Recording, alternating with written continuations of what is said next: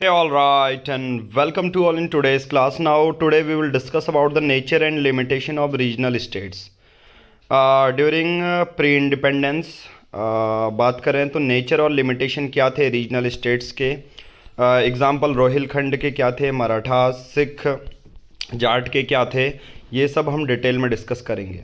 अब इससे UPSC prelims easily question बना सकता है. सबसे पहला, all regional power continued to maintain ties with Mughal imperial authority and acknowledge the emperor importance. सभी रीजनल जो पावर्स थी, चाहे जाट है, मराठाज हैं, इनिशियल में उन्होंने मुग़ल अथॉरिटी को एक्सेप्ट किया था. फर्स्ट ये है, ठीक है. मेंटेन टाई मेंटेन थे, ऐसा नहीं कि बाद में इंडिपेंडेंट स्टेट्स बने, वो हमने ऑलरेडी डिस्कस किया है. सेकंड, पॉलिटी भी रीजनल थी, उनकी ऐसी नहीं थी कि ऑल ओवर इंडिया में एक एम्पायर बिल्डअप करना है. सभी की पॉलिटी रीजनल थी, regional in character with support of local chieftains, right. They failed to develop a system based on sound financial administration and military organization and backward in science and technology. Generally जो बाहर से आ रहे हैं, France आ रहा है, east India company आ रही है London वाली, उन्होंने साइंस एंड टेक्नोलॉजी में, रिसर्च एंड डेवलपमेंट में, वेपन में अपग्रेडेशन किया. सिर्फ अगर मैं बात करूं, मैसूर के जो टीपू सुल्तान थे, उन्होंने फ्रेंच के लाइनर्स लीनिएज पे अपने वेपन्स को डेवलप किया. बट बाकी जितने भी लोकल रूलर्स थे भारत के, जितने भी, चाहे मराठा, उन सब लोगों ने साइंस एंड टेक्नोलॉजी में या वेपन के अपग्रेडेशन पे काम नहीं किया. वन ऑफ द रीज़न यही था कि मुगल्स क्यों जीते, ईस्ट इंडिया कंपनी क्यों जीत रही है, क्योंकि उनके पास, देखो, आपके गवर्नर तो अच्छे हैं, टॉप ऑफिशियल्स तो अच्छे हैं, उसके साथ साथ वेपन्स भी आपके पास अच्छे हैं. थर्ड रीज़न था constant warfare with neighbours with no ultimate dominator. अब जाट का मराठाओं के साथ, मराठाओं का हैदराबाद पे अटैक होना, तो ये भी एक रीज़न था. जो रीजनल स्टेट्स थे एक बड़े स्टेट्स में डेवलप नहीं हो पाए और ईस्ट इंडिया कंपनी ही डोमिनेट कर पाई कि कांस्टेंट वॉरफेयर, अपने ही अपने लोगों में इंटरनल डिस्प्यूट्स चले थे. जैसे जैसे खेती की इनकम कम होती गई, जागीरदारी क्राइसिस वैसे वैसे बढ़ते गया. जागीर का मतलब होता है एक ज़मीन का टुकड़ा देना उस बंदे को जो भी राजा को हेल्प करे. अब वो उस खेत में जो भी उगेगा उससे वो टैक्स लेगा. दैट इज जागीरदारी क्राइसिस.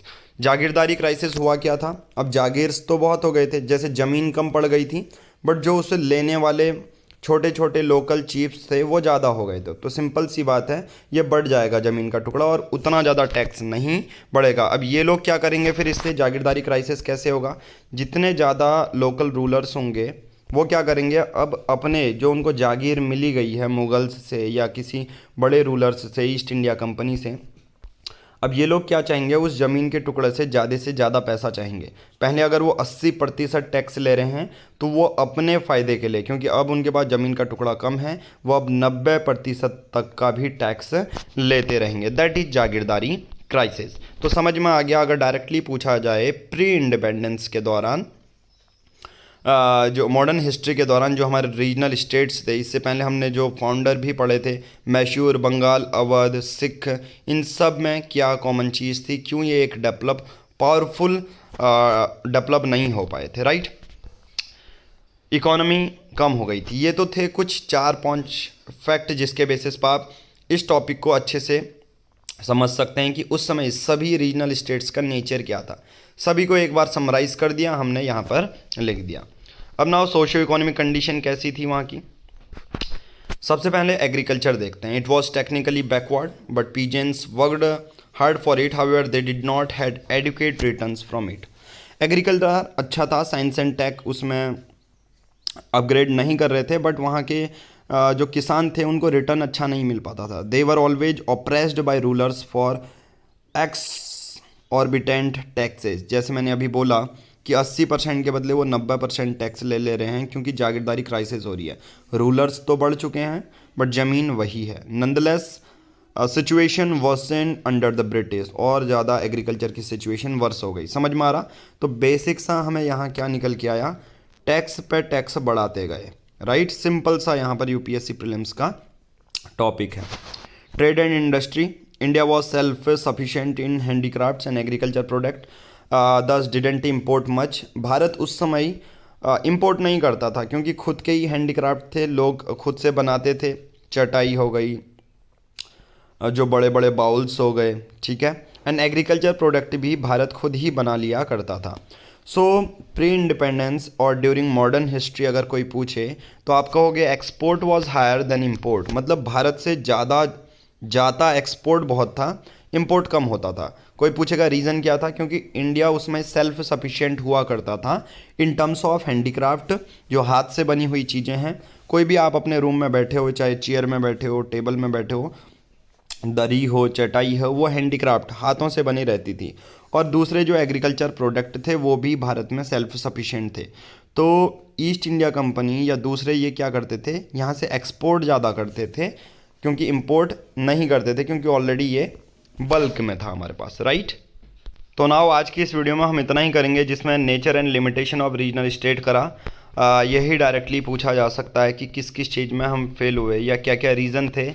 एक जो रीजनल स्टेट्स थे वो एक बड़े स्टेट्स नहीं बन पाए, जागीरदारी crisis, constant warfare, fail to develop system, regional in character, maintain ties with Mughals, अपना इंडिपेंडेंट नहीं कर रहे थे, सोशियो इकोनॉमिक कंडीशन भी एग्रीकल्चर में ख़राब थी, ट्रेड एंड इंडस्ट्री में भी सिर्फ हम एक्सपोर्ट करते थे।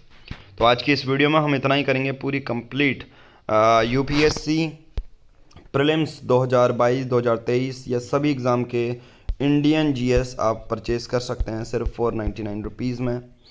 आपको करना क्या है, बहुत सिंपल है। 7505134891 इस नंबर पर आप क्या कर सकते हैं, गूगल पे, फ़ोन पे कर सकते हैं। पेमेंट की स्क्रीनशॉट सेम नंबर पर व्हाट्सएप करनी है।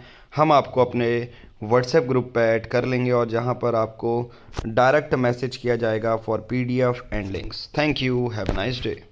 हे all right and welcome to all. देखिए यूपीएससी प्रीलिम्स बैच 2022 499 रुपीज़ में पूरा बैच आपको मिलेगा। NCERT reference book, extracted notes plus videos, सभी सब्जेक्ट 13 मंथ का current affair month wise plus videos मिलेगी। लेना बहुत सिंपल है, दिए गए नंबर पर आप गूगल पे, फ़ोन पे कर सकते हैं। जो भी पेमेंट करेंगे उसकी स्क्रीनशॉट सेम नंबर पर व्हाट्सएप कर सकते हैं, राइट। पेमेंट करने के बाद कुछ ऐसे व्हाट्सएप ग्रुप के बैच में आपको ऐड किया जाएगा जहां पर सभी पीडीएफ आपको लाइन वाइज मिल जाएगी, लिंक आपको सीक्वेंस वाइज मिल जाएंगे। ये अनलिस्टेड लिंक हैं, तो जब व्हाट्सएप ग्रुप में आपको ऐड किया जाएगा ये सब आपको एक साथ मिल जाएंगे। चाहे हिस्ट्री है, जो भी प्रीलिम्स के लिए आप तैयारी कर रहे हैं, ये वीडियो लेक्चर सीरीज सिर्फ प्रीलिम्स के लिए ही होगी, जो कि होने वाला है 5 जून को। आगे जितनी भी वीडियोस आप देख रहे हैं, जितनी भी पीडीएफ आप देख रहे हैं, वही सिमिलर पीडीएफ और वीडियोस आपको व्हाट्सएप ग्रुप में व्हाट्सएप के थ्रू दे दिए जाएगी। Thank you, have a nice day. But PR publication की मोबाइल एप्लीकेशन आप डाउनलोड कर सकते हैं, साथ ही साथ चैनल को सब्सक्राइब कर लीजिए और हमारी वेबसाइट एड्यूप्सा से भी आप परचेज कर सकते हैं। Thank you, have a nice day.